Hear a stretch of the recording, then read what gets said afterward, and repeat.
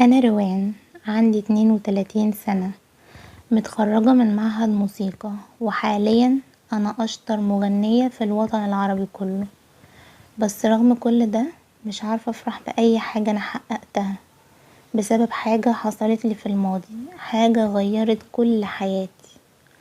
هحكيلكم قصتي، بس قبل ما احكي بدعوكم تعملوا لايك للفيديو واشتراك في القناة وتفعيل زر الجرس علشان يوصلكم كل جديد.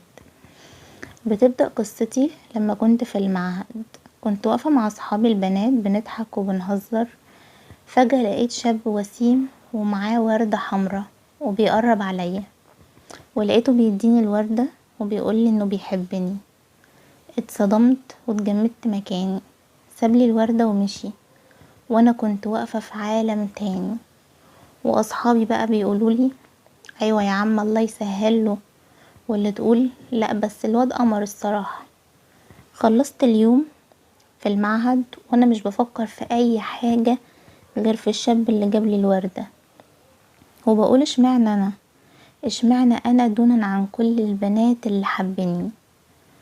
رحت تاني يوم المعهد وقابلت صاحبتي منى، كانت هي صديقتي المقربة اللي بحكيلها كل تفصيلة في يومي.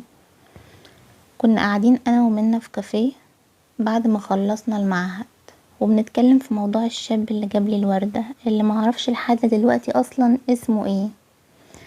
وفجأة لقيته المرة دي جايبلي علبة حمرا وجواها خاتم شكله تحفة، كان لابس بدلة وكان شكله حلو قوي. قرب عليا وقدملي الخاتم وقالي تقبلي تتجوزيني. كنت مصدومة وفي نفس الوقت فرحانة، ما اقدرش انكر انه كان بيبهرني في كل مرة بطريقته الرومانسية دي. حبيته